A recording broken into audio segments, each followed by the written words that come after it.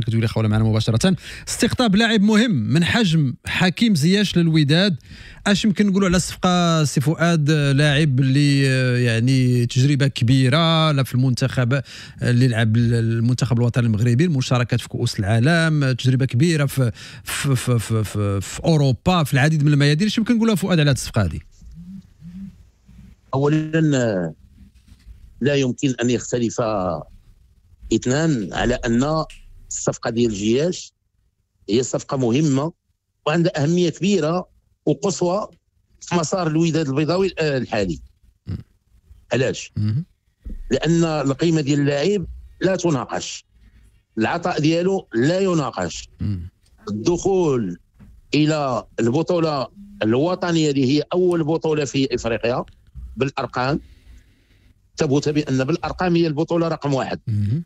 خليني من ذوك الالقاب، هذا فريق القرن، هذا فريق كذا. البطوله المغربيه نتاجها ثمارها خلاصاتها هي البطوله رقم واحد. اذا الرجوع ديالو فيه المنطق وفيه العاطفه. ملي كنقول المنطق والعاطفه، كاين وكيل لاعبين اللي كيناقش بالمنطق ديال الارقام، وكاين العاطفه. جياش يريد ان يعانق جماهير الوداد البيضاوي وتعجبه جماهير الوداد مثل ما قد تعجب كل نجم مرتبط وجدانيا بالوطن ديالو.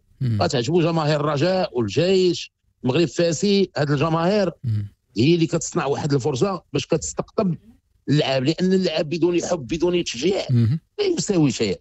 لان البيئه مهمه، والبيئه الاولى الشحنه الايجابيه اللي كتغذيك باش تفجر الطاقات ديالك وباش تعطي الامكانيات ديالك هي الحب ديال الجماهير. هذا هو الاكسجين ديالهم. بحال شي مغني كيمشي حدا البحر، كيمشي حدا الشجر، كيبرك هنايا، خصو يلقى البيئه والشحنه الايجابيه باش يبتكر ويخرج لك اغنيه بالذبذبات ديال الصوت زويونين ولا الابتكار ديال الكلمات زويونين، ويعطيك واحد شي حاجه تطرب المسامع. اللعاب راه بحال هكا، حتى هو راه فنان. بالنسبه لك صفقه مربحه للطرفين يعني، ولو انه تنهضروا على لاعب فؤاد اللي فسخ العقد ديالو مع الدحيل القطري في شهر 5، من شهر 5 لشهر 10 كنظن 5 ديال الاشهر، لانك قبيله قلتي العطاء لا يناقش. وهذا واش نقدروا نناقشوا العطاء، نقدروا نهضروا شويه على يعني ما يكونش داك زياش يعني في اتم الجاهزيه ديالو. نعطيك انا واحد التربيه في البنيه الجسديه الجسمانيه ديال الانسان. كل شعب كل دوله كتكون واحد التربيه ديال الارتباط بالتمارين الرياضيه. اللي كنقول التمارين الرياضيه كتكون بحال الوجبات ديال الاكل في النهار. كاين اللي كيدير جوج بعدا، كاين اللي كيدير الصيام متقطع، وكاين اللي كيدير واحد لاليمونطاسيون سبورتيف باش كيحافظ على الحميه ديالو ويحافظ على الوزن ديالو ويحافظ على هذا. ما كيلعبش هذا. انا كنتكلم لك انا في الثقافه والتربيه بعيدا على هذاك البروفيسيوناليزم ديال غندخل باش نكون لاعب ولا نكون واحد لاتليت دو هو نيفو. انا كنهضر لك على هذا. واش كتظن جياش في الصناعه ديال البطل اللي دخل فيها كرويا، هو جاي من واحد المدرسه ديال اوروبا ومشى لاكبر الفرق العالميه، غادي يقدر يبدا يشفر وينعس، وغادي يقدر يتزادوا الوزن، وغادي يقدر ما يبقاش متشبت بهذيك العمليه في الفكر الاحترافي ديالو، لان الجاهزيه ديالو خصو يحافظ عليها. مي نو، فرق ما بين ما عندوش في رجلو الكره لان ما دارش الاحتكاك وما دخلش دغيا البطولات، وما بين التدريب الاعتياديه مع هذاك المعد البدني ديالو والمعد الذهني والطبيب ديال التغذيه. وهذا هذوك عندهم نظام، ستاف ديالو، عنده ستاف ديالو كيقدر يتغلب على المتطلبات وعلى المصاريف، وكيقدر يدير لك واحد ذهني ويدير لك واحد في التغذيه، ويمشي يسير. شوف لي صال ديالنا راه غتلقى كل كوتش مكلف بواحد. انا راه كنعرف واحد، انا عندي واحد لاتليت مدرب وشاد عيليه القوم وبسطاء القوم وكيدرب فيهم، كيمشي حدا عين الدياب وكيحط لهم ماتيريال، يدرب الاول والثاني والثالث ومنظم الحصص ومنظم راسو. عاد هذا لي بروفيسيونيل والخبز ديالو هو الاحترافيه داخل كره القدم. غادي يقدر يسكت على راسو ولا ما يجهزش راسو. ما كانش مستحيل. واضحه. اذا العروض فشلات. جياس باش يكون معطاء داخل الملعب خاص نوفروا الظروف شنو هي؟ كان الاجتماع الاول مع ايتمنى، وكاين واحد العمليه اخرى ما خصناش نسقطوها. هذاك ايتمنى انا راه متبعو، انا متبعو مني كان في المحمديه وجاي معاه مشى للوداد. نتبعو. الا بغيت نكون متتبع خصني نتبع هذاك يتمنى. راه واحد النهار وجبتها للاخوان والبارح على الاثير مباشره، صرح واحد التصريح انا جبدوه والله الا عقلته، ويبان لي البارح داز قدامي انا في المعالجه الالكترونيه، راه دايز في الفيسبوك ولا دايز في شي قنت، راه طحت عليه كيصرح في هذيك الاستضافه كيقول ودي تا ولا في الوداد قال كان معايا ولدي وقلت لي غنجيب بوفال، غنجيب جياج وبوفال. قال لي جيب بوفال وجياج. قلت لي راه لونفولوب ديالهم كبير، ودار واحد تكيه قال لك سكات ولدي، ويقول لي وبيع واحد العماره. راه كيدوي معقول عندك صاحبو كيضحك معاه قال لي بيع عماره. راه هو قبل ما يكون رئيس ديال الوداد راه مسجل له انا واحد الموقف، راه موجود في محضر رسمي كاع، محضر قانوني. الناصري الله يفك صراحه على خير، راه كان في المؤسسه ديال قاضي التحقيق، راه سولوه قالوا لي واحد 100 مليون جاتك نقدا عطاها لك يتمنى. قال لهم ودي مساهمه من عنده، ما هو محسوب لا على المكتب لا والو. جابوا يتمنى وكان شجاع، دار في محضر قانوني قالوا لي ما الذي يثبت انك دفعتي لي 70 عاد رجعتي زدتي 30. قال لهم ودي راه مشيت للبنك ديالي لقيت 70 هي اللي عندهم في موجوده جبتها، والغد عاد مشاو خرجوا لي 30 وراه عطيتها له. قال له جيب له جيستيف، مشى رجع وجاب لي جيستيف كيأكد بانه ساهم ب 100 مليون مع هذا. اذا هذا ولده ما غاديش يكون راه كيضحك معاه وقال لي راه ساهمت 100 مليون يعاود يقول لي بيع عماره. راه كاين اللي راه الكره هي الدره اللي عندك ديال الدار، ما تهضر لا مراه لا دراري. قال لي جيبهم بجوج. هي بالضحك مشى تناقش معاه في الاول، دار معاه الجلسه الاولى ما دارتش المؤشرات ايجابيه باش يكون التفاعل. رجع في الجلسه الثانيه لقاه موجود، قال لك غادي يفضل على جوج العقود اللي بقات ولا جوج المقترحات ولا ثلاثه. قال له غنمشي معاك للوداد. وهو هذاك يتمنى راه تعلم في النقاش وفي الحوار. اللي كنقول تعلم ماشي بمعنى قدحي، وي بالمعنى الايجابي ديالها، انه في النيغوسياسيون خطير. راه انفستيسور هذاك راه كيعرف فين غادا. يعني كومشه ديال الدبان النحله كيقشعها كينزل عليها اجي هنا. اذا هذه النحله ديال في الكره ديال هذا الجياج استقطبوا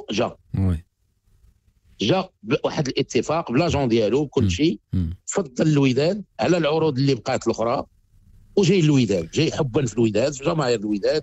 واخا فؤاد انا غنرجع عندك نسمعوا غير هشام يتمنى رئيس فريق الوداد وهو كيهضر، لانه كان داز معنا في مباشره على راديو مارس وهو كيهضر على الوصول والمجيء ديال حكيم زياش لفريق الوداد. Tu sais très bien que Hakim, c'était une priorité du club depuis un bon bout de temps. Bon, les négociations n'ont pas pu aboutir en juin, mais bon, les portes sont restées ouvertes. Et quand on a fait un déplacement chez lui la semaine dernière, bon, il était convaincu par le groupe, par le projet qu'on lui a proposé. Et surtout, bon, il a vraiment exprimé une très grosse envie de jouer dans son pays. En termes d'offres financières, on ne pourrait jamais révéler avec les offres qu'il a eues. Donc c'était plus l'attrait vers le pays. Je pense que Nordine dû peser dans son choix.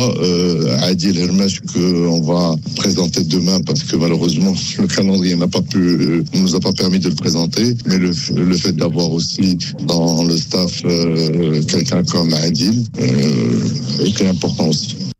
فوالا. اذا هنا تيشرح لنا هشام يتمنى رئيس فريق الوداد العوامل اللي ساهمات في المجيء ديال زياش. قال لك لوفر واخا انه كان عنده دي زوفر اخرين، ولكن بغى يلعب في البطوله وجذباتو ديك الاجواء والجماهيريه والاحتفالات اللي كتصنعها الجماهير ديال الوداد. كان كذلك عادل هرماش وامرابط هما اللي لعبوا دور كبير في المجيء ديالو. كنظن بانه كاينه مجموعه من العوامل اللي خلات انه زياش يجي، وكذلك الرغبه ديال يتمنى اللي بدوره كان يعني مصر على انه يجيب نجم بحال حكيم زياش. فؤاد ماشي مصر، امام اكراهات راه يجب بلوره الوعود. راه اهم الوعود انه خصو يحط فريق خرافي ما فيش تقاب. راه لاعب على الواجهه الافريقيه خصو يجيب اللقب، باش باغي يربح الفلوس باغي يربحهم بالبردود. خصو يجيب لعابه كونفيرمي ويجيبهم بغا يمشيو الشبكه وغادي يفرحوا الجماهير وغيعطي فريق يعطيك الحلول. هذا راه رجلو ذهبيه والطريقه باش كيمرر والطريقه باش كيسونطري والطريقه باش كيسجل والطريقه باش هذا هذوك الجماهير ديال الوداد راه غيولي فيه تبارك الله واحد 3 جهد غيولي فيه 5 سمعتي هذا هو اللي المنتظر راه محتاج لهذيك الجماهير هو عرفتي كيفاش كيولي جياش مع الجمهور كيولي واحد اخر يعني نتمنوا له التوفيق فقط ونوقف عند واحد النقطه هي ان جياش مادام درنا الصفقه وتعاقدنا شنو غنتسناو باش يتعلن على واحد التاريخ ديال الانخراط الفعلي على المستطيل الاخضر باش يدخل يلعب.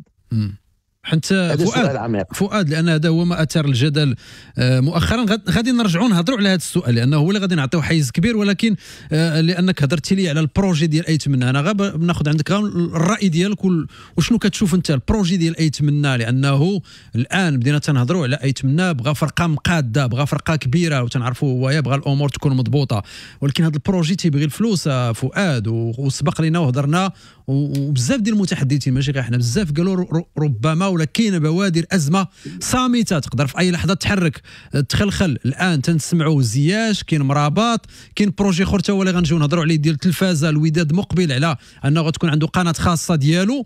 تيبان لك بانه كاين بروجي، كاين افكار مزيانه بغيناها تكون عندنا في البطوله ديالنا، ولكن كاين شي حاجه كاين. واش انت مع هذاك الطرح اللي كيقول بانه كاينه فعلا ازمه صامته تقدر في اي لحظه ربما ما تساعدش باش ينجح هذا الشيء كامل؟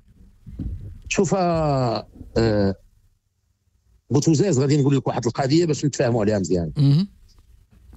الشخصيه ديال ايتمنى لو كاريزم ديالو فين بنى مؤشرات النجاح بعدا كشخص؟ بدا في الاستثمار صاحبي وفي المعاملات البنكيه في المؤشرات ديال الانفستيسمون. انفستيسور اذا كان فاشل كيبان في الشركات ديالهم كيبانوا واش هما ناجحين ولا فاشلين. باش يكون ناجح ونقول انا مستثمر خاص تكون عنده فكر استثماري. اذا ملي كيمشي للاستثمار شنو كيدير باش كتكون مؤشرات النجاح؟ كيدير الدراسات ديال الجدوى وكيدير نسب المخاطره وكيدير ذاك المشروع شنو هي المردوديه ديالو على المستوى الاني والمستوى المتوسط والبعيد. اذا هو عنده الشوفه. اذا ملي غادي نمشي للوداد وباغي ندير هاد الشوفه والشرايين تنفيذ هاد البرامج ديال الاستقطاب وديال التعاقدات وديال المصاريف الا يجب ان ترتبط بالشرايين الاولى هي الماليه وايجاد التنميه ديال المداخيل والتنميه ديال الارقام الماليه اللي خصها تكون هي الرقم باش غيحقق الاستقرار. راه شوف جيوبكم فارغه ما بقى عندك ما دير في الوداد، راه الازمه والهلاك. اذا هاد المؤشرات هذه ديال هاد اللعابه اللي غنجيبهم بهاد القيمه الماليه بلا ما نعرفوا الارقام ما عندناش مشكل، مرتبطه في اطار المنافسه، لانه هو ملي كينافس دابا باش يجيب لعابه كبار راه اول فرقه كينافس فيها الرجاء. شكون صاحبي دابا انت ملي كتكون في شي دار مثلا وكتكون دار جميله والرسول صلى الله عليه وسلم حنا اليوم الجمعه كيقول لك الدار الواسعه حتى هي داخله في هذا. واش ملي تكون عندك الجار ديالك انت تصبغ دير داك الطلاء وتحطو مقاد وكذا وتزين، واش هو غادي يخليها مسخه؟ راه حتى هو غيتعاند معاك ويمشي قادها.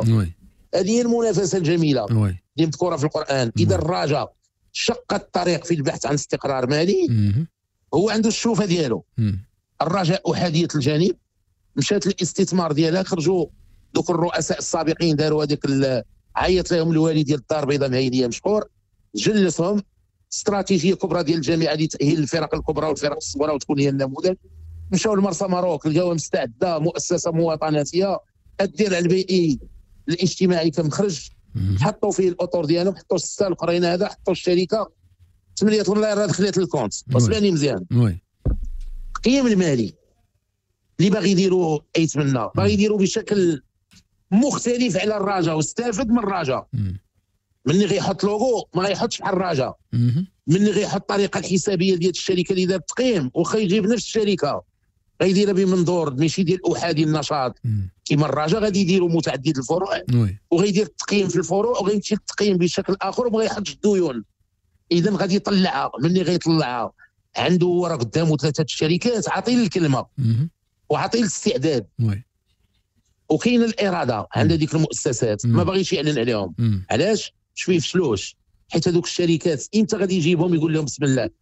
الوقت اللي غيحط لك جياش ولاعبين اخرين وفريق المرابط ومتكامل والجمهور حاضر وكل شيء فرحان وغيرفع له البرودوي، عفريت هذاك غادي يقول لهم اجي واجي، غادي يجيب الموقع قوه، ما غيبقاش باغي ياخذ 15 مليار هذاك. وعقل على هذا الكلام اللي قلت لك، غيقول لهم التقييم المالي راه عطاكم دابا غتدخلوا 6 وغتاخذوا 60%، حي 99.99 راه قسم الاسهم اسيدي راه غنبيعهم راه غادي نوصلوا معاكم راه عندكم 30 مليار. الا ما بلغش هذا الشيء عرفت التنبؤات ديالي انا خاطئه. اذا هو هذا هو الفكر ديالو فؤاد. اذا دابا هو كيقاد البرودوي ديالو، كيقاد داك لو برودوي ديالو كيجملو لانه هو اش كيدير دابا. شوف كون زرب على هذوك المنخرطين كسلطه القرار وعطاو الضوء الخضر، غادي يزرب. هو مني تعطل كيفكر بشكل اخر. انا شوف عندي معطيات دقيقه في ان حتى البنك الجاري به الحساب ديال الشركه اللي دار فيها تدبير هذيك الشركه باش يعاود يصالحها مع القانون، وكممثل ديال 99.99 والسي الناصري كان هو الرئيس المدير العام، مشى لعند المحكمه التجاريه وداروا جمع عام راه دوينا عليه شحال من مره، وامر ديال انتداب واحد المحلف، ودار 3 ديال النقاط في جدول الاعمال، بدلوا هذاك السعد راه كاين عنده التنافي، تحيدوا دار واحد الاكسبير اخر، عاود بدلوا المقر من بن جلون الى كذا، بدلوا المقر، عاود حطوا التحيين ديال التوزيع ديال الاسهم، وخرج مشى جاب المحضر من عند رئيس المحكمه التجاريه ودار الجمع العام ديالو، حط المجلس الاداري سمعني مزيان، ورجع للجمع العام قالوا لي اوهوي ما كاينش شي خطوه ديرها في التقييم ولا في التحيين الا ترجع لعندنا تاخذ الضوء الاخضر. واضح.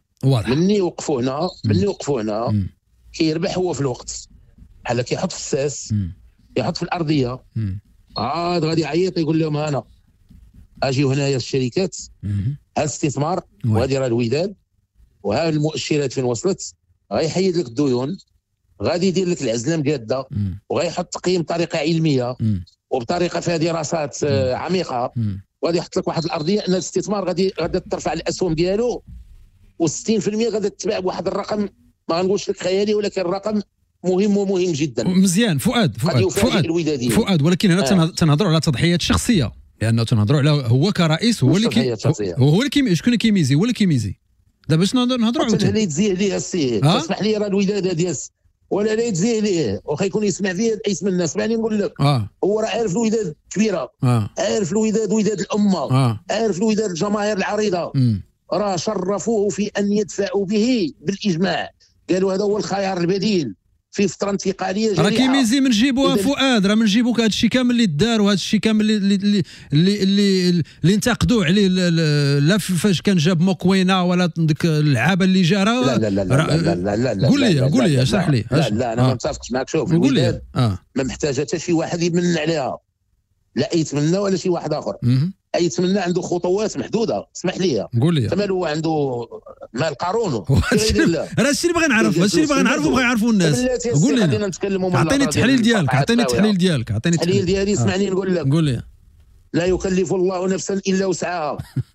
مشى لعند البنكه قالوا ليه هذا الحساب ديال الشركه اللي باغي انت تفك عليه الحصار وتفك عليه التجميد، والبنكه راه حاط عليه الدياره فيه كريدي ديال 1,400,000,000.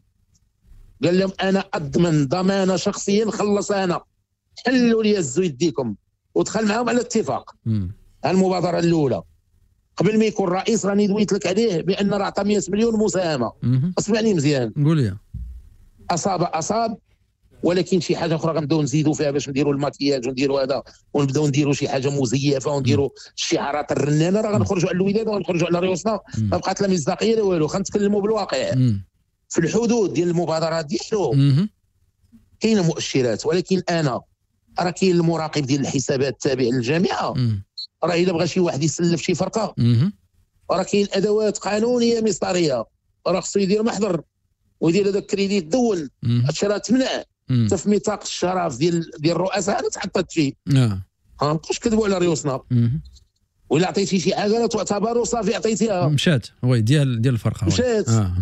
دابا انا كنقول لك الحجه والاثبات هي سؤال جواب. المعني بالامر ديال الاجابه على هذه الامور هو يتمنى. راه مشيتي لعند البنك وقلتي غتهزوا يديكم انا تاونغاجيت، اشنو باغي دير؟ واش واش غتدخل بالضمانات الشخصيه ديالك تدخل الفلوس وتعاود تحل المشكل، ولا باغي تعطي شي قسط ديال الفلوس تساهم به، ولكن شي حاجه اخرى هو اللي غيوضح هذا الشيء باش تكون الشفافيه امام الوداديين وامام المتتبعين. وهذا الشيء هو اللي كينص عليه المشرع من خلال وضع واحد المراقب ديال الماليه اللي هو السي الطالبي اللي محطوط في الجامعه، اللي هو كيراقب الحكامه وكيراقب هذا وكيراقب المؤشرات الماليه باش واحد الشكل معقول باش تكون متطابقه مع الواقع ومع المسطره ومع الحكامه ومع هذا مع الواقع ديال واضحه فؤاد، واضحه. انا علاش طرحت السؤال؟ لان انا نقول لك علاش طرحت السؤال.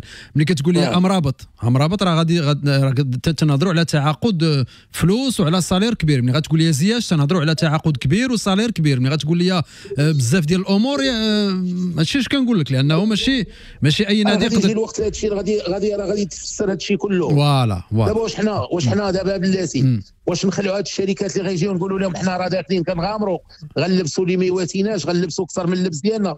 هذه كانت كتحارب فيه الجامعه. ها العصبه الاحترافيه علاش كتدخل كتحارب؟ ها علاش المراقب الماليه ديال الجامعه كيدخل؟ لان الناس كانوا كيمشيو كيلبسوا اللي ما كيواتيهمش. كيمشي كيجيب لك 4 مليار ديال المصاريف هو راه ما غيدخل حتى مليار. هادشي علاش في الاول في دفتر التحملات ملي كتكون انتيغري في لو بروفيسيوناليزم في المغرب خصك تجيب لي الضمانات ديال الفراقي لو سبونسور، الناس ديال المؤسسات منين غتجيب هادشي وحطهم لي كضمانه عاد نبدا معاك. عاد نعطيك التاشيره والضوء الخضر باش تبدا تلعب. واضحه. ما تخرجش على عباد الله. غنمشيو لصلب الموضوع والسؤال اللي اثاروا الجدل اللي اثاروا يعني التعاقد مع زياش، اللي هو قانونيه مشاركه حكيم زياش في المباريات الحاليه، ولا خصو يتسنى تفتح الميركاتو الشتوي وفتره الانتقالات الشتويه. شنو الملاحظه والتحليل ديالك انت؟ لانه تخلق واحد النقاش، واحد الجدال الان. كاين اللي كيقول لك لا راه من حقه الفيفا عطيه الحق انه يقدر يلعب من غدا مع الوداد، كاين اللي كيقول لك لا القوانين ديال الجامعه كتقول لا. التحليل ديالك فؤاد؟ ما كاين لا حق ولا حاجه. دابا خصنا نتكلموا بلغه واقعيه وما نبقاوش نكذبوا على الوداديين ونكذبوا على الراي العام. وما يمكنش واحد يبدا يرمي للاخر في الملعب ديالو الكره ديال المسؤوليه. وهنا راه كتوقع واحد الغوغائيه. شنو هي؟ كلشي كيخاف من الجمهور يغضب عليه، بحال راه ضد المصالح ديالنا، ضد الحقوق ديالنا. وكاين بنادم اللي كيبدا يصرح ما لا يبطن. خاصنا حنا نكونوا شفافين مع الجماهير ديال الوداد. الجماهير ديال الوداد راه ناس واعيين، الراي العام راه واعي. هذا اللاعب جبناه، بقى معايا في لوكا ديال جبناه في اطار واحد التعاقد، وهو قيمه عاليه المستوى. يعني هذا لا يمكن ان ينقرض وما يمكنش ندخلوه الثلاجه. هذا اللي جبناه باش يدخل يفرجنا، باش يرفع الاسهم ديال المكانه ديال كره القدم الوطنيه. ولكن هذا لا يعني القانون لا يحمي المغفلين. هذا لا يعني بتجيبوا تفرض عليا امر واقع ودير لي جانب ديال الضغط وانت مخطئ قانونيا باش يكون لي دي حقين حقه. باش نتكلموا بمنظور منطقي. اسمعني مزيان. نقول لي لا فيفا في الكومبيتيسيون بروفيسيونيل، اسمعني مزيان. كل دوله عملاقه في الكره ولا عاديه وهي كتلعب في البروفيسيونيل كدير قوانين مستقله ديالها كتلائم الوضعيه والطبيعه ديال الكرويه اللي عندها. في اسبانيا داروا تشريعات لا ليغا اللي كتطابق مع قوانين لا فيفا من ناحيه التاهيل. من ناحيه التاهيل هو الرخص ديال اللاعبين لي ترونسفير انترناسيونال. في لوكا ديال جياش باش ما نهربكش بزاف ونوليو مطولين، في لوكا ديال جياش جا لاعب حر. اللاعب الحر الناس اللي هضروا عبر الايحاء ويزون غليسي لا فيفا فعلا لا فيفا عنده واحد التنصيص كيتكلم على ان اللاعب الحر يمكن استثناء ان نلحقه بالركب مني كتقفل الميركاتو. اسمعني مزيان، هذه كاينه في التنصيص. اش من بند خصنا نجتهدوا ولا نسولوا المعنيين بالامر يجاوبونا. العمليه الثانيه هو ان لا فيدراسيون والعصبه الاحترافيه، لا فيدراسيون فيها واحد الموظف سميتو المالكي. اصبح هذا المالكي من النجباء ومن الادمغه اللي كيشربوا القانون ديال لا فيفا، حتى ملي كيكونوا لي ليتيج كيدوروا من عنده هو عاد كيتحولوا. الا كان شي تشريع كتوحل فيه العصبه الاحترافيه الموجه كتكبر على البلكشور والعصبه الاحترافيه. كتلوح المقترح عند الجامعه لتتدبر الامر استثناء. في لوكا ديال باش نرجع ليه ديال جياش، وهو حر في هذا لو ترونسفير في التماس، وكاينه فيفا كونيكت. مني كنمشي انا للتماس المعالجه الثلاثيه كيعطيني راه حر، كنتسجل عن طريق وتحت المظله ديال المالكي، وهو اللي كيصيفط، هو المخاطب مع لا فيفا، كيشدوا الوضعيه الميركاتو تسد. واش هذا الميركاتو اللي تسد، انا عندي 30 لاعب 26 30 26 رسميين و30 بهذوك ليسبوار وهذاك الشيء اللي كان عندي الحق انا كنقدر نحيد واحد من دوك 30 ونحط واحد اخر اجتهادا، وعندي الحق باش نلتمس من المكتب الجامعي او من المكتب ديال العصبه الاحترافيه تحمل واحد المسؤوليه استثنائيه ديال البت في واحد الامر اللي مرتبط بواحد القانون. ثانيا كاين واحد التشريع، واحد ماشي العرف، كاين واحد التشريع. مني القوانين ديالك مثلا كعصبه احترافيه ولا في الجامعه حيدتي واحد البند مثلا كان قديم ديال هذه القضيه ديال اللاعب حر، انك تاخذوا عاودتي حيدتيه شي فتره تحيد، عندك الحق تعاود ترجعه استثناء. وكاين واحد العمليه اخرى اللي فيها المصلحه العامه ديال كره القدم الوطنيه، ان هاد لا فيفا ملي مشرعه كنمشي لواحد الباب خصني نحلو نعترفوا به، هو اللي كيكون عندما تغيب القوانين على مستوى الجهاز المحلي الوطني بالنسبه للتشريع في واحد النص، اوتوماتيكمون كتمشي الى التشريعات ديال الاتحاد الدولي، ماشي للجواب على استشاره ولكن لتقتبس منها روح القانون وروح المسطره باش تطبق عندك. فؤاد هاد اللباقه فؤاد انا غناخذ الفاصل ونرجع عندك باش تعطيني كما تنقولوا القانون ماذا يقول، لانه كما قلنا دابا انت عطيتينا بجوج، عطيتينا الفيفا اللي فيها القانون ديالها والقانون ديال الجامعه، وفي الاول قلتي ما نستغفلوش الجمهور. انا غناخذ الفاصل ونرجع وتعطيني القرار اللي دانوا مش ديريكت الوداد، وكما قلتي واحد الكلمه زوينه في الاول قلتي ما نغلطوش الجماهير. زياش ننتظروا في هاد الماتشات ولا ننتظروا حتى لورا الكوب دافريك، يعني تتحل الميركاتو الشتوي؟ علاش اخويا غادي ننتظروا؟ علاش اخويا غننتظروا؟ بوركوا؟ علاش هو على كتظن دابا باللي الجامعه بالاستراتيجيه الكبرى اللي اهلت فيها كره القدم الوطنيه الم تتم تدبير ازمه الارث وتم تدبير الازمات الكبرى الموضوع على طاوله كره القدم الوطنيه بالنسبه للفرق بالنسبه لكل شيء، وحلات معضلات كبيره، وان وحده في حال هذه انها ما غاداش تقدر بانها غادا تغلبها. مي نو اسمح لي دابا حنا كنتكلموا، ولكن فؤاد راه كاين قوانين. سي فؤاد الله يخليك، راه كاين قوانين اش غتغلب؟ كاين قانون، انا نعطيك القانون، القانون كيقول لك سير حطوا في الثلاجه. لا يمكن الميركاتو الشتوي. شكون اللي قال لك هذه؟ نظام وضعيه وانتقال لاعبين الجامعه في الماده ديالو السادسه بشكل واضح كتقول لك كاين نص لا يمكن لاي لاعب جديد دابا كدوي الجامعات الجامعه ان يسجل في كشوفات لا يمكن لاي لاعب جديد ان يسجل في كشوفات النادي الا خلال فترتي التسجيل المحدده من طرف الجامعه الملكيه المغربيه لكره القدم. فترتي عطاتك جوج ديال الفترات اللي عندك الحق انك تسجل فيهم. والثالثي قول لي انت، واش هذا اللاعب الجديد زادوا عليه تما واش حر ولا مرتبط بتعاقد مع فريق اخر اصلي؟ ما عندهمش هذا الشيء، ما دخلوش في هذا الشيء هما، ما دخلوش فيه خصنا ندخلوا ليه، قال ما ندخلوش ليه.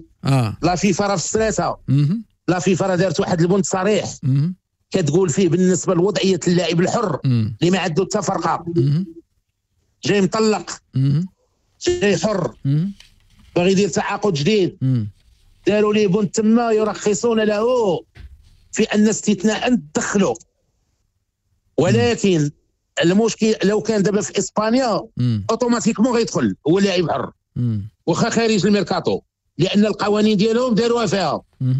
حنا دابا المشكل مطروح على العصبه الاحترافيه وبالكشور، خاصهم يديروا اجتماع ديال المكتب التنفيذي ويديروا ملتمس الى الجامعه للبت في هذه الاشكاليه، لانه ملف شائك موضوع على الطاوله. انت بغيتيهم يديروا الميزاج ورا فؤاد القانون ولا شنو؟ كيفاش ميزاجور يديروا تحيين. نقول لك واحد السؤال، تدويتي دابا على فترتين وما دويتيش على واحد الاستثناءات. ما كنتيش كتسمع بلاغات ديال العصبه الاحترافيه ملي كدير التمديد وكتعاود تزيد واحد الاسبوع ولا واحد تزيد واحد 2 ديال الاسابيع، علاش كانت كديرها؟ ولكن هنا فؤاد كاين غيقول لك هنا حتى الوداد جابت لعاب باش نتو كديروا استثناءات وتقلبوا اغوش يا دروات كيفاش. اسمح لي هو كاين غيقول لك فين هو تساوي الفرص فؤاد. لا لا لا لا لا لا هذه هضره خاويه. قول لي عطيني العمر اسمح لي عطيني العمر يلا اسمح لي نقول لي لكل حاله استثنائيه حل استثنائي. لا اجتهاد مع النص نوقف معاك هنا. اعطيني هذا النص اللي كيقول لك ما تبقاش تهضر معايا في هذا الموضوع. واش ترى فيفا هي اكبر سلطه معامل كدوي لا فيفا؟ في التحكيم كتهضر مع شي واحد من غير الكاتب العام. علاش؟ باش تخلي جهاز التحكيم انه مستقل في القرار. ما عندكش حق تدوي معاهم. لا ما عندكش حق تهضر معاهم، ما عندكش حق تدخل فيهم، واخا تكون انت هو رئيس الجامعه، واخا تكون انت هو رئيس العصبه. انت كتبرمج وكتعطيه هو كيدبر التوزيع ديال الامور ديال تدبير التحكيم باستقلاليه، وهذا الشيء هو اللي واقع في كره القدم اليوم. على هذوك القضاة ورموز العداله النزهاء الشرفاء اللي عطاوهم هذوك اللجان ديال فض النزاعات كيتدخل فيهم شي واحد. استقلاليه كامله وقرار عادل وطلع عادل ما تناقشوش. واخا دابا شنو بغيتي دير انت؟ شنو بغيتي دير انت؟ اللي بغيت ندير هو لكل حاله استثنائيه حل استثنائي. لا فيفا كتقول لك بالنسبه للاعب الوضعيه ديال اللاعب الحر انك تقدر تاخذه ماشي في حل اللاعب المتعاقد باقي في الاصل ينتمي الى تعاقد مع فريق اخر اصلي معاه، ان الحاله ديالو ما مذكوراش، ولكن في الحاله ديال اللاعب الحر كاين الاستثناء ديال انه كيتقبل. ولكن القوانين ديال العصبه الاحترافيه وديال لا ليغا ديال اسبانيا تختلف. اذا هنا اذا كاين فرع قانوني اوتوماتيكمون يمكن ان اجتهد بمحضر رسمي ديال الاجتماع ديال الجهاز التنفيذي وكنمشي القانون ديال لا فيفا وكنقول له ودي يتطابق مع التوجه، لان هذا حرمان اللاعب. واش هو علاش توجدتو؟ واش حرمان الجمهور باش يتفرج؟ واش هذا الشيء علاش توجدتو؟ راه الويكلو ممنوع عند لا فيفا، ممنوع. اذا ما كانش الجمهور ما كاينش كره قدم. مرتكزات اساسيه. اذا واش كنجيب انا لعاب قيمه ديال الجهاز باش نحطه في الثلاجه؟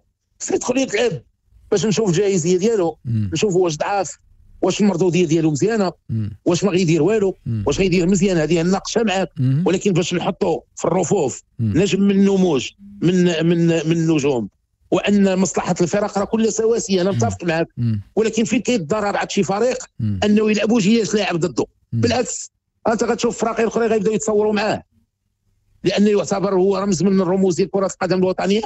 ومني جاي مارادونا راه دار لا روتريت ورجع للفريق الاصلي ديالو في الارجنتين وشبعوا معاه تصاور وتزاد في الوزن كاع وما نعرف شنو، بقاو كيتصوروا معاه ويتعانقوا معاه. لكن واحد الرمزيه خصنا نحافظوا عليها. كره القدم فرجه، كره القدم راه مؤشر ديال السعاده في المدرجات وفي البيوت. واش حنا سد علاش غتسد ليا؟ علاش غتسد؟ سد عليا بالقانون اسيدي. واخا اذا بالنسبه لك انت حاله مماثله طرحت عندك. واخا اذا انت بالنسبه لك مادام ان الفيفا، لانه القانون ديال الفيفا هو قدامي، نظام وضعيه وانتقال اللاعب للاتحاد الدولي لكره القدم والاخر كيحدد في الماده ديالو 6 ان القاعده هو ان تسجيل اللاعبين الجدد يتم حصريا داخل فترتي الانتقالات المحدده من طرف كل جامعه، الا انه كاينه واحد الحاله ديال الاستثناء ديال اللاعب اللي كيكون حر، وكيشترط ان يكون الفسخ احادي من طرف هذا اللاعب، او يكون العقد يعني كما تنقولوا سالت المده ديالو ليبر وي، او لا يكون الفسخ العقد يعني تم بشكل ودي. هذه الشروط كلها كنظن 3 الشروط كنظن كلها كتتفق، ولكن زعما واش كتتفق؟ قول لي واش كتفتح الباب؟ كتفتح الباب يعني كتنطبق على زياده الباب ديال ان الاستثناء تقدر تدخلوا ولكن غنصطدموا بالنظام ديالنا ديال الجامعه اللي كيقول لك خلال فترتي التسجيل المحدد. دابا شنو بغيتي؟ اش خصو يدار مكتب جامعي ونجلسوا هذا على قبل اللاعب ولا شنو بغيتينا ندير؟ شنو بغيتينا ندير؟ اش بغيتي دابا؟ اش باغي دير لي انا مكتب جامعي تزرب عليا؟ واش بغيتي دير؟ خاص المكتب ديال وتصنت صاحبي راه كاين مسالك الله يرضي عليك. قول لي بالكشور يمشي يجمع المكتب ديالو والخبراء اللي عنده وإذا وجد بأنه أمام فراغ قانوني وأمام ملف شائك يدير المقترح، يكتب 4 سطور ويهز الملف ويقول لهم أحيله على المكتب الجامعي من أجل النظر في تعديل قانوني ولا في شي حاجة، ولا مؤقتا أن نتخذ خطوة هل تتعارض مع القوانين اذا اتخذنا بان نرخص له في ان يلج الى العالم ديال هذا. والقرار انت جهاز سيد بنفسه ومستقل بذاته، فين كاين شي تعارض؟ ما هذا الا كانت شي حالات مماثله وان شي فراق تم التعرض لهذه ضرر في مثل هذا الملف، هنا غيكون الاشكال. انا غتقول له الشيء علاش هذوك طبقت عليهم هذا القانون وعلاش انا غندير استثناء. كنظن اول حاله فؤاد ليس هناك فريق كبير وفريق صغير. واخا فؤاد كنظن يسرع الجميع. فؤاد كنظن اول حاله يمكن في البطوله ديالنا اللي غتكون هذه القضيه هذه هذا اولا كانت اول حاله راه عندهم الحظ، راه محظوظين اذا كانت اول حاله.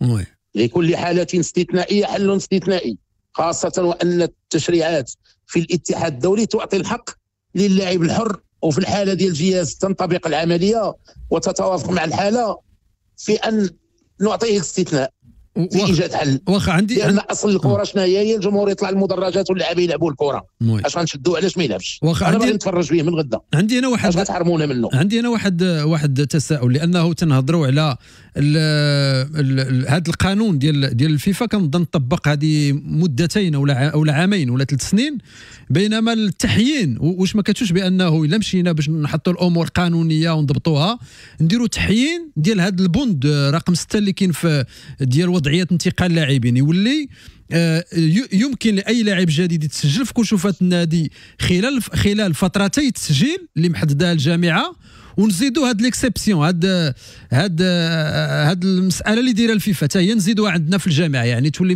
مطبقه عليه. نزيدك واحد الحويجه بوتوزاز، نزيدك واحد الحويجه تحرى فيها. هاد البوند اللي دايره لا فيفا راه كان كيطبق عندنا، كان في التشريعات كاين.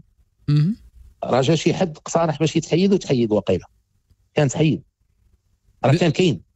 لا ولكن الجامعه لا تحرى في هذه العمليه. لا انا تحريت انا الميزاجور اللي عندي ديال الجامعه فترتي التسجيل، جوج الفترات، فتره ديال صاحبي تصنت لي قول لي وتفهم كلامي يا بوتوزاز اللي هو تفهم يوم الجمعه. صنت قلت لك راه كان هذا التنصيص كان موجود، ويمكن كان تحدث. سول على هذه القضيه فقط لا غير. كانت تحدث كيفاش غتحرر انت عندك عصا سحريه؟ لا غنعيطوا لنا شي خبراء ولا شي واحد. لمن تعيط ونشوفوا شي خبير قانوني من غير المالكي قالت شي دوي معاك خاصو اذن الاصوات الاحترافيه.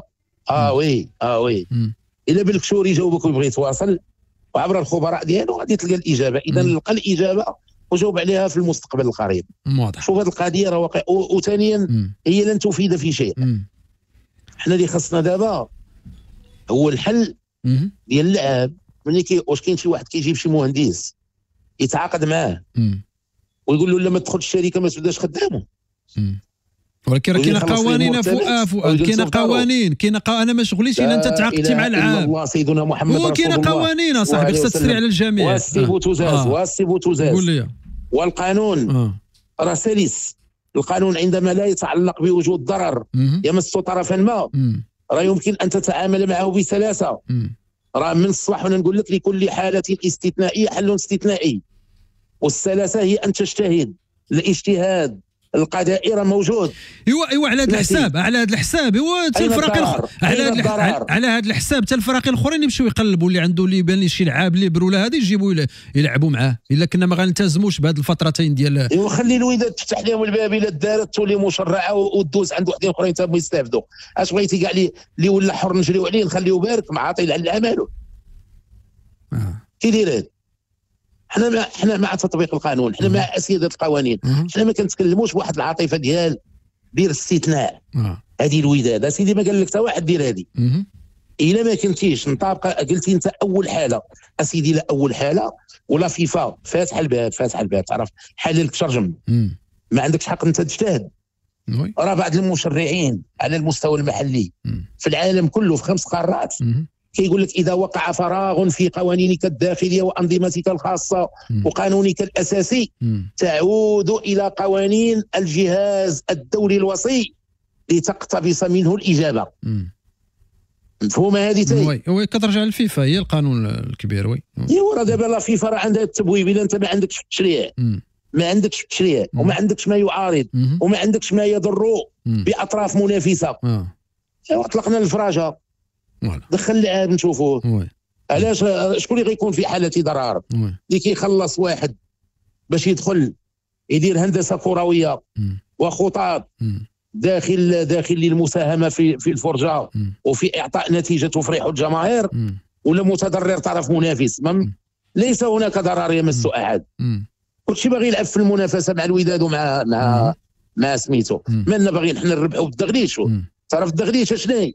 الدغليش هي الدغليش عرفت الدغليش وشنو؟ انت باغي منافسه باش تبين بانك تعرف. ترى واحده كنتفرجوا فيها في الافلام ديال الكاراتي، اذا تحيد السلاح ديالو ديال المواجهه ما كيضربكش، كيدير واحد العمق كبير، يعني كيبغيك تكون في المواجهه وانت متسلح بادوات المواجهه. كاين التوازن. نقرا لك بعض فؤاد، نقرا لك بعض الناس اللي كيتفاعلوا معنا عبر مواقع التواصل الاجتماعي. يوم الجمعه اللي عايرني ما تقولش لي. لا ما كاينش. لا شوف كله شاديه ناصري قالت لي وانت مالك ابو توزاز ديها في راسك حسد بيناتي بحال انا باغي يدير الاثاره. ابو توزاز باغي يدير الاثاره، هذا هو الهدف ديالو. واخا. وقال لك كاين بزاف ديال الناس اللي كيتفاعلوا. قال لك هو دابا الفراقي كاملين نوضوا يجيبوا حتى هما لاعبين اخرين، واللاعبين ربما انتهت العقود ديالهم، ولا ربما شكون اللي غيقدر يديرها؟ شكون اللي غيقدر بلاتي هذا الاخ نجاوبوا. شكون الفريق في المغرب اللي عنده الامكانيه ديال يدير 30 لاعب ويقفل اللائحه القانونيه يحطها، ويقدر يخرج شي واحد لاعب عنده تعاقد ويحط لاعب اخر؟ راه كتكون راه ما يقدر يديرها حتى فرقه، راه تفرقه الا الوداد اللي تقدر ديرها. حيت جاب جياش غتعيط لواحد اللاعب اخر احتياطي وغتقول لي بلون بي الله يرضي عليك. تضحيه للوداد ولي التوني ديال الوداد غنحيي لك وغندخل جياش نحطو في بلاصتو. غيقبلها لان جياش نجم. اذا كانوا كاع الفراق يقدروا يديروا هذا الاجتهاد ويديروا هذا السخاء وهذه التضحيه الماليه ويجيبوا نجم من النجوم ويجيو يحطوه بهذا الشكل، سيدي يديروا الفراقي كلهم ويديروا لهم تشريع. انا غنمشي معاك بعيد فؤاد. فرضا الوداد بغات تلعب زياش وستاد مات مثلا بستاد مات بهذا القانون بهذه الماده السادسه، شنو واش كتوقع غادي حنا كنحطوا فرضيات؟ شنو خصو هنا تحديد المسؤوليات. بالكشور يطلع شجاع ويقول ودي اجتمعت مع الخبراء، اجتمعت مع المكتب ديالي ووجدت بانه يستحيل في هذا الملف الشائك ان ارخص، ويتحمل المسؤوليه ديالو. ما يبقى يمسحها لا في جامعه ولا يمسحها في الوداد ولا في كذا، ويقول ها علاش. ونحطوا المكاشفه مع الجماهير كلها، ماشي ديال الوداد، ديال المغرب كامل. وتكون عندك الشجاعه باش تقول ودي طبقتوا القانون، وديك الساعه غتكون الاليه ديال التدبير بشكل اخر. ولكن الا عندك انت الحق والسلطه التقديريه باش تقدر توجد حل ديال اللاعب انه جا الميركاتو شحال من مره كانوا كيفتحوه، اليوم ما تفتحش. ولكن كاين تشريع كيتكلم على ان اللاعب الحر اللي ما مرتبطش بواحد التعاقد ديال واحد الفريق الاصل ديالو ما بقاش مرتبط به، ان كيعطيوه الحق لفيفا في انه يدخل خارج الميركاتو. اذا اليوم فتحوا معنا هذا الباب في التشريع الوطني مادام كاين فراغ. وخرج السي بالكشور دير ملتمس قول ودي راه دابا واحد القضيه نقول لك. راه بالكشور راه كان رئيس لجنه التشريع في البرلمان في وزاره العدل، كان رئيس لجنه العدل في مجلس المستشارين. واحد المره عرفتي اش دار في العصبه الاحترافيه؟ راه رمى الكره في ملعب القطاع الوسيط الرياضه احادي الجانب ومكتب متعدد الفروع. مني مشى الجواب على استشاره راه ما عندهم، راه باقي عندهم دابا راه ما جاش فيها الجواب. علاش؟ لانه بقات عنده في حال الجمره هو اللي خصو يجاوب عليها. مشى للقطاع الوسيط هو اللي يدير التشريعات وقال لهم جاوبوني على هذه الوضعيه كذا كذا كذا، راه باقي ما جاتوش الجواب ولا جاي والله ما عرفت، حيت التواصل ناقص ما عرفناش كيفاش داير. اذا اليوم في هذا لوكا راه ماشي عاديه، راه مرتبطه بجماهير عريضه، بفريق كيلعب على مستوى المصلحه العامه ديالنا، بعدا لاعب على الواجهه القاريه كفريق الوداد. راه خصنا نخليوه في واحد الشخصيه معنويه ثابته وفي واحد المعنويات كبيره. راه ما تلاويش في العاطفه باغيين شي حاجه فابور ولا باغيين شي حاجه هديه ملغومه، راه حنا باغيينها في اطار المصلحه العامه لكره القدم الوطنيه. داخل مسكين باش يرد مقومات ديال البطوله وغيرفع من الاسهم، او هذاك هذاك المدرب الشجاع سميتو هذاك ديال الفريق ديال الشان المحلي عيط على حمد الله هو مشى معاه. اذا كلنا نخدم الوطن. فرنسا باش تفوقت علينا في نصف النهائي ديال بغض النظر على الاخطاء التحكيميه في نصف النهائي ديال قطر، تفوقت علينا لان الترسانه ديال اللاعبين كان عندنا فريق احتياطي بي بنفس المستوى ديال الفريق A، في حين اننا ما كانش عندنا ديك الساعه. حنا الا دخلوا معنا دابا غادي يلقاونا تفوقنا عليهم، ولاو عندنا البلان بي وبلان سي على مستوى الترسانه البشريه، ولا عندنا فريق وطني فوالا فؤاد فيه زيرو شارج كامل. فوالا فؤاد، بزاف الناس هنا تيقولوا لك يعني تيتفاعلوا معك تيقول لك وإلا خرجت لنا هذه الفرقه بغات تلعب، ولا خرجت هذه الفرقه بغات تلعب، فليتنافس المتنافسون، فليتنافس المتنافسون. اذا عمت ملهانته اذا كانت تنفع كره القدم الوطنيه فلنعممها. انا ما التشريعات ديال اسبانيا ما دايراش بند يختلف عن التشريعات ديال العصبه الاحترافيه ديال المغرب، يقدروا توأمه مع لا ليغا. راه يعيطوا لهم اسيدي يمشي يجتمع معهم، راه الطياره ب 20 اورو 200 اورو يمشي يطلع لمدريد ويدخل عندهم ويقول لهم اجيو جاوبوني من الخبراء ديالكم على هذا البند، ويجيب الجواب ويجي يجلس للاجتماع بالكشور. ياك طلع حتى لتطوان، ياك طلع حتى الاسفي، ياك لقى الحلول في الفلوس، ياك دار مع الشراكات، ياك حيد لي ليتيج ويطلع لي هذا راه ملف شائك، يطلع لي اسبانيا يجيب الخبره ويجي يجيب جواب على استشاره. فوالا اذا كما قلتي، اذا انت باش ناخذوا عندك الخلاصه بالنسبه لك زياش خصو يلعب لان القانون ديال الفيفا كيسمح ليه يلعب. انا لست الجهاز المعني. لا الراي ديالك انا الراي ديالي اذا لم يدخل علي خبير يتفوق علي بمستواه العالي وان له طرح عادل على مستوى التدبير مثل رموز العداله في تدبير الامور وفق استقلاليه ووفق اسياده القوانين، انا اقول في التقدير الشخصي ديالي ان لكل حاله استثنائيه حل استثنائي، وان المشرع على مستوى الفيفا دار بونت صريح بان لوكا ديال اللاعب الحر ليبر ليست هي اللاعب الاخر وفق الميركاتو الحيز الزمني اللي كيكون مفتوح به، بانه يمكن ان يدخل خارج الاجال ديال الميركاتو. انا اظن ان الحاله ديال جياش وبالقيمه التاريخيه ديالو والرمزيه التاريخيه ديالو مع الفريق الوطني ثم الرمزيه ديال فريق وداد الامه والادوار اللي باغينو يلعبها طلائعيه على مستوى القاره وعلى مستوى المغرب، ان نراعي هذا الجانب ديال المصلحه العليا لكره القدم الوطنيه، وان نذهب في اتجاه ان نجد بان لا تعارض ولا ضرر لا لفريق منافس على مستوى كره القدم الوطنيه ولا على مستوى الاخلاقيات ديال تدبير الشان الكروي، وباننا نكون سلسين ونكون بواحد المرونه، وان نتعامل مع القانون بعين ديال جزء، ان نكون جزء من الحل ولسنا جزء من المشكله، وان نبعد هذه الازمه على لاعب لاننا سنعتقوه، لانه نفسيا وذهنيا وعلى مستوى المورال ديالو متوحش الجماهير. شحال العمر ديال البطوله راه بدايته غاده الا ما دخلتش معنا من دابا، وان الجماهير شافت جياش كيف سيلعبوا في الملاعب الوطنيه في بطوله نريد ان نرتقي شوف العربيه السعوديه بلد البترول والدخل القومي من البترول اللي هما اشقاء ديالنا كنفرحوا لهم وعزاز علينا وكنبغيوهم يبغيونا. واش من داروا كره القدم الوطنيه وخرجوا الاغلفه الماليه ديال الدوله بالملايير ديال الدولارات وجابوا لاعبين مرموقين من النجوم ديال العالم، واش هذيك البطوله ما وليناش نتفرجوا طلعت ما وليناش نتبعوها؟ فوالا غتبقى معايا في نفس الاتجاه اللي فيه 12 عام ولا ما نعرفش شوف الرقم ديال السن ما عرفوش اللي فيه جياش ما لعبش تما ودا بطوله اوروبا مع سميتو مع البرتغال ورجع للبلاد تمايا ودار طفره ودار سميتو في نفس الاتجاه. فؤاد في نفس الاتجاه لاعبين بحال زياش بحال مرابط بحال محمدي في بركان، هاد اللاعبين كلهم يعني كما تنقولوا الدور ديالهم في الرفع وانعكاس التوقيع ديال هاد النجوم الكبار على القيمه ديال البطوله. بقات لنا جوج دقائق فؤاد، اش يمكن نقولوا نختموا بها في هاد النجوم الكبار اللي الان بداو كيلتحقوا بالبطوله؟ المثال في المحمدي حارس عملاق ديال فريق بركان. بركان الشموخ الكروي على مستوى الرايه الوطنيه، الخريطه الوطنيه كامله على القميص والانتصار ديال الشموخ الكروي.